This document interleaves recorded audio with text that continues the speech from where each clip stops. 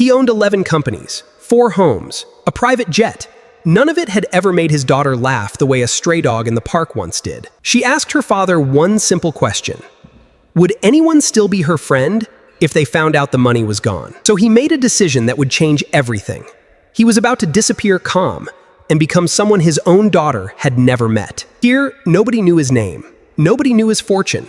For the first time in years, he had no idea what people actually saw when they looked at him. She had no idea who he really was. And what happened between them next would risk everything he thought he was protecting. If you have ever wondered whether anyone could love you for exactly who you are and not for what you own, stay with me until the end of this video, because when a billionaire single father erased every trace of his fortune to find out the truth, he uncovered a betrayal that had been hiding in plain sight for years, and a love so real it nearly cost him everything to protect it. If stories about truth, trust, and the courage to be seen for who you really are move you, hit that like button right now and subscribe, because this story is about to remind you why authenticity always wins in the end. Alexander Hale owned 11 companies, 4 homes on 3 continents, and a private jet he had flown exactly 6 times in the last 2 years, and none of it had ever once made his 8-year-old daughter laugh the way she did at a stray dog chasing its tail in a public park. That single, ordinary sound, Lily's real, unguarded laughter, was the thing Alex found himself chasing more than any acquisition or quarterly earnings call, and it was the thing that had gone strangely quiet in the marble hallways of the Hale estate over the past year, replaced by the careful, watchful politeness of a child who had learned the way only children of very wealthy, very lonely households learn, that most people who came through their front door wanted something. Alex was 38, with dark hair silvering slightly at the temples in a way most magazine profiles described as distinguished, sharp hazel eyes that missed very little in a boardroom, and the kind of weathered, guarded expression that came from being burned badly enough, early enough, to build a permanent wall around anything resembling trust. 3 years earlier, his fiancée, Vanessa Cross, a rising executive he had personally promoted to head of corporate strategy at Hale Technologies, had been discovered 2 weeks before. Their wedding, quietly funneling internal product roadmaps to a rival firm in exchange for a guaranteed seat on their board once the merger she'd been secretly engineering went through. She had never loved him, it turned out. She had loved the version of the future she could build using his name, his access, and eventually, had the wedding gone forward, his company's most protected secrets. The discovery itself had come almost by accident. Through a routine security audit, Priscilla Odom insisted on running before any major merger conversation, and Alex still remembered, with a clarity that surprised him even 3 years later, the exact sensation of reading the flagged email chain for the first time. The slow, sickening realization that the woman he had planned to marry in 14 days had spent the better part of a year treating their engagement as a long-term acquisition strategy. Vanessa had not denied it when confronted. Not exactly. She had instead tried, with a coldness that still occasionally visited him in dreams, to reframe the entire scheme as ambition he should have respected, rather than betrayal he should have punished, insisting that nothing between them personally had been fake, even as the paper trail proved otherwise in her own handwriting. The criminal case that followed had been quiet, heavily settled out of public view to protect the company's stock price, and Vanessa had served 18 months before an early parole that Alex, still governed in those days by a stubborn, misplaced sense of mercy, had chosen not to contest. Alex had not simply lost a fiancée. He had lost, more precisely, his last remaining belief that anyone could see past the number attached to his name. His late wife, Grace, Lily's mother, had died of a sudden illness 4 years earlier, before Vanessa, back when Alex had still believed, cautiously, that love and money could coexist without one corrupting the other. Grace's death had cracked something open in him. Vanessa's betrayal had sealed it shut again, harder than before, and left him raising Lily inside a fortress of security guards, background-checked nannies, and a permanent low-grade suspicion of anyone who smiled at him too easily. It was Lily, in the end, who forced the decision that would upend both their lives. She was sitting across from him at their absurdly long dining table one evening, pushing an uneaten plate of food around with her fork, when she asked, without any particular drama in her voice, whether people would still be her friends if they found out her family didn't have any money. Alex set down his own fork slowly. "Where's this coming from, sweetheart?" "What?" "Madison said she only sits with me at lunch because her mom said our family could get her into a good college someday," Lily said, matter-of-fact in the devastating way children deliver devastating things. "I don't think she meant for me to hear it." Alex spent that night awake long after Lily had gone to bed, staring at the ceiling of a house too large for the two people rattling around inside it, turning over a decision that had been circling the edges of his mind for months.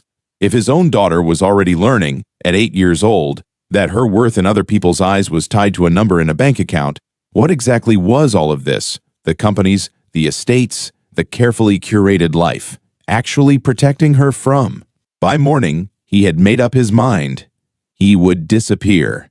Not permanently, not recklessly, but completely enough to find out what remained of himself and his daughter's life once the money was stripped away from the equation entirely.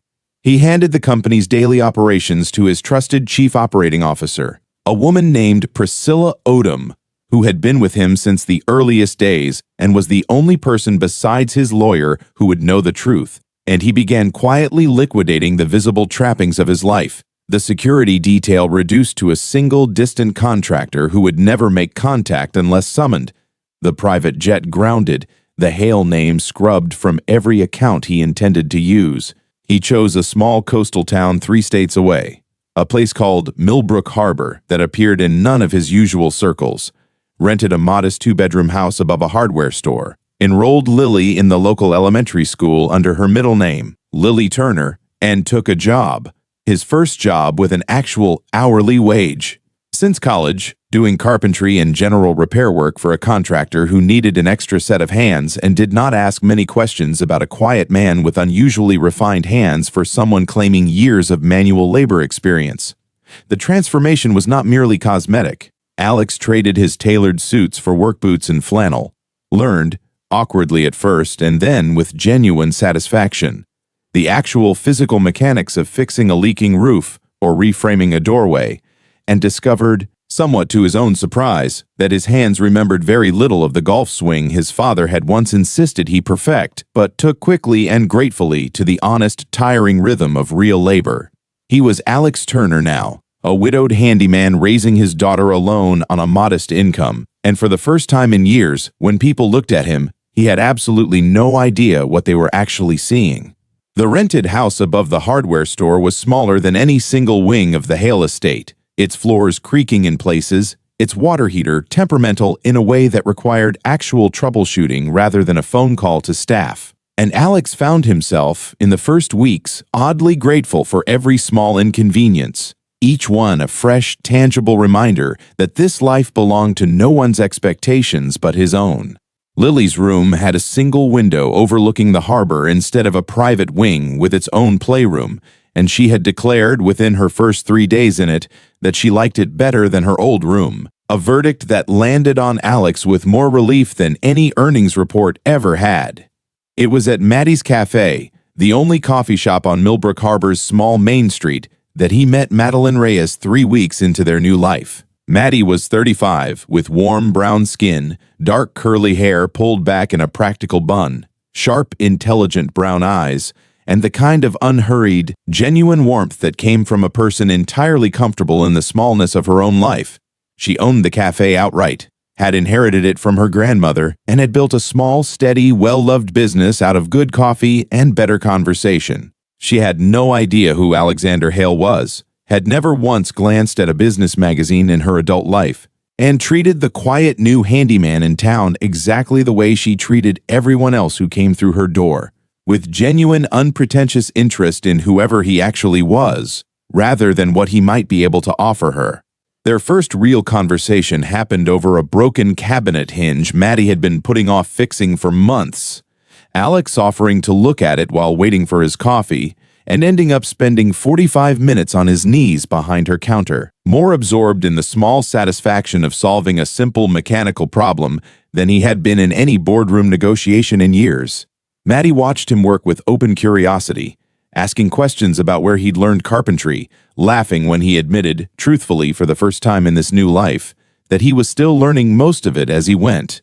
"You're better at pretending to know what you're doing than most contractors who actually do," she told him, and Alex found himself laughing, a real, surprised laugh, the kind he hadn't produced naturally in longer than he could remember. Lily, for her part, thrived in Millbrook Harbor in a way that quietly broke and healed her father's heart in equal measure. She made actual friends at the small public school, kids who invited her to birthday parties in backyards with inflatable pools rather than professional entertainers, kids who had no idea and no reason to care that her father used to own a jet. She started spending afternoons at Maddie's cafe doing homework at a corner table. Adopted informally by Maddie, the way small businesses in small towns adopt.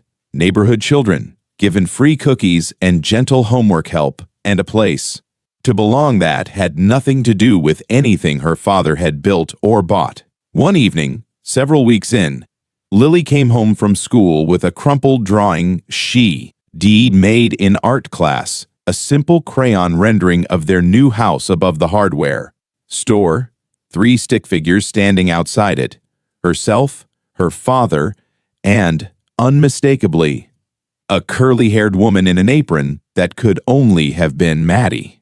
Alex studied it for a long moment before asking carefully who the third person was supposed to be. "That's just how I drew our family," Lily said, entirely unbothered already. Moving on to her next drawing, and Alex pinned it to the refrigerator with a feeling somewhere between joy and terror, aware that his daughter's heart was moving faster and more certainly than his own carefully guarded one. Over the following months, Alex's feelings for Maddie deepened in a way that terrified him more than any hostile takeover attempt ever had, precisely because there was no leverage here, no contract to review, no due diligence to run, only the frightening, exhilarating vulnerability of being liked, apparently, for nothing more than himself. They spent evenings talking on the small back porch of her apartment above the cafe, Alex telling her fragments of a past he'd carefully sanded down into something closer to true. A widower, a difficult engagement that ended badly, a desire to build something simpler for his daughter. All technically accurate, none of it the whole story. And the growing weight of that omission sat heavier in his chest with every week that passed. The trouble arrived, as trouble involving Vanessa Cross always seemed to, wrapped in the appearance of opportunity. Priscilla called him one evening, voice tight with controlled urgency, to tell him that Vanessa, out on parole after a reduced sentence for corporate espionage and apparently unrepentant, had somehow tracked down rumors of Alex's disappearance and was quietly shopping the story to journalists and, more dangerously, to the rival firm's new leadership, offering to reveal exactly where the reclusive Hale Technologies CEO had been hiding for the better part of a year in exchange for a consulting position and a substantial fee. Whether her motive was genuine financial opportunism or a slower, more personal revenge for the very public humiliation of her arrest, Priscilla couldn't say for certain, only that Vanessa had never forgiven Alex for what she considered his overreaction to what she'd once, astonishingly, tried to frame as a simple misunderstanding. Alex had 2 choices, and neither of them felt survivable. He could return to his old life immediately, resume full public visibility, and make the story break on his own terms before Vanessa could control the narrative, a choice that would mean leaving Millbrook Harbor, leaving Maddie, likely before he'd ever found the courage to tell her the truth himself. Or he could wait, hope Vanessa's information stayed unconfirmed long enough for him to control the timing, and risk Maddie discovering the truth from a tabloid headline instead of from him. He chose, in the end, neither option cleanly, which was its own kind of mistake. He hesitated for 11 days, turning the decision over every night on Maddie's back porch, coming close to telling her twice and losing his nerve both times, terrified that the moment she learned the truth, everything genuine between them would retroactively become suspect in her eyes, every conversation recast as a performance, every small kindness reread as a billionaire's condescending experiment in slumming among the ordinary. It was, he would later admit, exactly the kind of cowardice he had built his entire disguise trying to escape. The story broke on a Tuesday morning, not through Vanessa's planned leak to a national outlet, but through a smaller, crueler channel, a photograph taken by an off-duty paparazzo who'd recognized Alex at a hardware supply warehouse 2 towns over, sold quickly and cheaply to a gossip website, and picked up within hours by larger outlets hungry for the reclusive tech billionaire story. By the time Alex heard about it, drove frantically back into town and reached the cafe, Maddie already had her phone in her hand, screen open to a photograph of him standing beside a headline that read, with brutal simplicity, missing billionaire Alexander Hale found living secretly in small coastal town. The look on Maddie's face when he walked through the door was not anger exactly, though anger would come later. It was something quieter and worse, the particular, devastated recalculation of someone realizing that an entire relationship they had trusted completely might have been built on a foundation they never got to consent to. "Is any of it real?" she asked, voice carefully level in the way people speak when they are holding themselves together by force. "The porch. The stories about Grace. Any of it?" "All of it," Alex said. "Every single word. The only thing I changed was the number in my bank account, and I know now that was the worst possible thing to lie about, because it made you doubt everything else too." "Do you have any idea what this town is going to think of me now?" Maddie's voice cracked slightly, the first fracture in her composure. "That I was either in on it or that I was too foolish to notice a billionaire was quietly slumming it in my cafe for months. There's no version of this where I come out looking like anything other than a fool, Alex, and you knew that, and you let me keep not knowing anyway."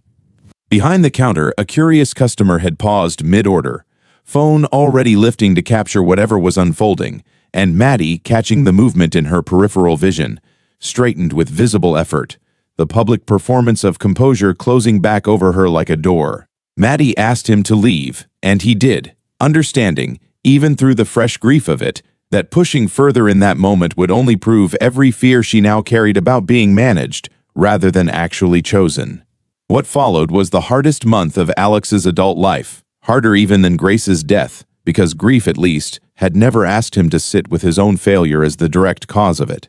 He gave Priscilla full authority to handle Vanessa's leaked story publicly and permanently, releasing, at last, the full documented record of her corporate espionage, ending any lingering ambiguity about her motives or her credibility, not as an act of revenge, but as a simple refusal to let one more person's dishonesty define the narrative of his life. Vanessa's consulting offers evaporated overnight once the full record became public. Whatever she had hoped to gain from exposing him, she lost far more in the exposure of herself. Priscilla mentioned, almost as an afterthought during their final call on the matter, that Vanessa had tried one last time to reach Alex directly, a voicemail full of the same cold, practiced reframing she'd used 3 years earlier, that she had only wanted what she'd earned, that Alex had made this personal when it never needed to be. Shh. Alex deleted it without listening past the first 10 seconds, aware, with something like relief, that her version of events no longer had any power to reopen anything in him at all. Lily, meanwhile, navigated her own quieter heartbreak, confused about why they couldn't simply go back to Maddie's cafe, why her father had suddenly gone gray and quiet at the dinner table again, the way he had in the year before Millbrook Harbor. She asked about it more than once, in the direct, unrelenting way only children ask about things adults would rather not discuss. And Alex found himself, for the first time in this entire experiment, unable to protect her from a consequence of his own making. It was Lily, in fact, who finally pushed him past his own paralysis, asking him one evening with the same unflinching directness that had started this entire journey in the first place, whether he had actually told Maddie he loved her, or whether he had just let her find out everything else first and assumed that would be enough. "You always tell me the truth is supposed to come before the sorry," Lily added, arms crossed with the stubborn certainty of an 8-year-old who has just caught an adult failing to follow his own rule. "You didn't do the truth part first. That's probably why it feels so broken." He drove to Millbrook Harbor the following morning without calling ahead, walked into the cafe during the quiet mid-morning lull, and found Maddie behind the counter, her expression guarded but not, he noticed with cautious hope, entirely closed. He did not bring flowers or a rehearsed speech.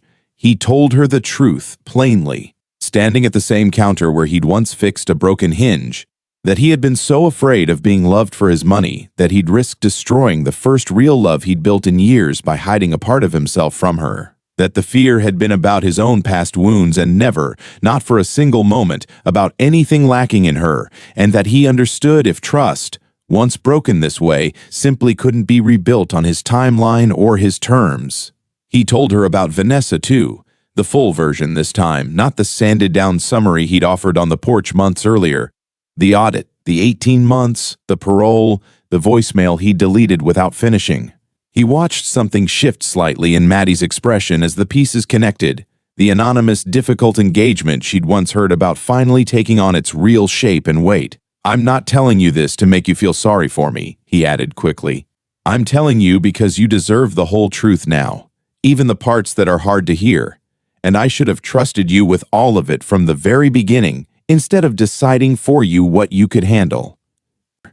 Maddie was quiet for a long moment, wiping down a counter that did not need wiping, before she finally spoke. "I'm not angry that you have money, Alex. I've never cared about that. I'm angry that you decided, on your own, that I couldn't handle the truth, that you got to choose for both of us what I was ready to know." It was, Alex realized, a fairer and more precise anger than he had let himself imagine, one he could actually answer instead of simply absorb. "You're right," he said, "and I don't have a good excuse. I only have a promise, if you'll let me make one, that whatever this becomes or doesn't become, you get to make every decision about it with the whole truth in front of you, starting right now." Maddie studied him for a long moment, the guarded line of her shoulders not quite softening yet, but not hardening further either, and told him she needed time before she could say anything more than that. Alex nodded, thanked her simply for hearing him out at all, and left without pushing for more, understanding that the account he'd overdrawn would take longer than one conversation to repay. The rebuilding that followed was slow and unglamorous in exactly the way real trust always is. Alex did not try to buy his way back into her confidence, resisting every instinct toward grand gestures, and instead simply kept showing up, fixing things around the cafe that needed fixing, picking Lily up from school in the same modest truck he'd bought with his own hourly wages, sitting on Maddie's back porch in increasingly comfortable silence until conversation returned on its own rather than forced. He told her everything now without editing, about Grace, about Vanessa, about the particular loneliness of being wealthy and constantly suspicious of every kindness offered to him. Maddie, in turn, began asking real questions about his old life, curious rather than intimidated, slowly separating the man she'd fallen for from the fortune she had genuinely never wanted any part of. There were harder days, too. A reporter showed up at the cafe twice in the first month, asking Maddie for comment, and she handled both visits with a brisk, unbothered professionalism that impressed Alex more than he let on, though he noticed the second visit left her quieter than usual for the rest of the afternoon, the public scrutiny of their private mess clearly wearing on her in ways she was too proud to fully admit. Alex, learning slowly, stopped trying to fix that particular discomfort for her and instead simply sat with her through it. Another small lesson in the difference between solving a problem and actually being present for one. 6 months later, Alex did not disappear from Millbrook Harbor, and he did not attempt to disappear from his fortune either. He had learned finally the actual lesson underneath his entire misguided experiment, which was never that money made love impossible, only that hiding had. He kept the modest house above the hardware store as a second home, kept working carpentry jobs on weekends because he had genuinely come to love the work itself, and used the full resources of Hale Technologies, publicly and without disguise, to fund a scholarship program at Lily's small public school and a renovation grant that saved 3 struggling shops on Millbrook Harbor's main street, including, though he insisted Maddie never once asked him to, a badly needed new roof over the cafe that had given him back his life. At the cafe's reopening celebration after the renovation, half the town turned out, stringing paper lanterns along the freshly painted awning, the smell of new lumber mixing with fresh coffee for the first time in weeks. Lily stood on a chair to help hang a new sign, laughing the same unguarded laugh Alex had once chased across a public park, now surrounded by an entire town of people who knew exactly how much money her father had and, remarkably, did not seem to care nearly as much as he had once feared. A few of the older regulars teased him good-naturedly about his early, unconvincing attempts at carpentry, and Alex found he could laugh along with them now. The old shame of being seen fully replaced by something closer to relief. Maddie found him afterward, standing quietly near the counter watching his daughter, and slipped her hand into his without a word, the kind of simple, undramatic gesture that meant more to him than any deal he had ever closed. He asked her, quietly, almost afraid of the answer even now, whether she was certain, whether some part of her still measured every good thing between them against the fortune sitting invisibly behind it. She considered the question seriously, the way she considered most things, before answering that she had stopped keeping that particular ledger months ago, somewhere around the third time he'd shown up in the rain to fix something that could easily have waited until morning simply because he'd said he would. Alex often thought, in the months that followed, about how close he had come to losing everything real by trying to protect it with a lie, and how the actual solution had never been disappearing from his wealth at all, but simply refusing to let it disappear the people willing to love him honestly, in full view of exactly who he was. Vanessa had wanted him for what he had. Maddie had loved him before she knew what he had, and chosen to keep loving him after, once he'd finally trusted her enough to let her choose with the whole truth in hand. Lily, watching the two of them from her perch on the chair, string of paper lanterns still clutched in one hand, simply grinned at her father, the particular grin of a child whose crayon drawing had finally, quietly, come true. Priscilla, visiting Millbrook Harbor for the reopening at Alex's invitation, stood near the edge of the celebration with a rare, unguarded smile of her own, remarking quietly to Alex that in 15 years of running his companies, she had never once seen him look this unhurried. Alex admitted she was right, and meant it. The constant, low-grade vigilance he had carried since Vanessa, the instinct to catalog every smile for its hidden motive, had finally, gradually, gone quiet somewhere in the ordinary rhythm of fixing roofs and picking his daughter up from school and being chosen deliberately and repeatedly by a woman who had never needed anything from him except honesty. If this story reminded you that real love has nothing to hide and everything to gain from honesty, make sure to hit that like button and subscribe for more stories like this one, because somewhere out there tonight, someone is deciding whether to keep hiding the truth or finally trust the people who love them enough to hear it.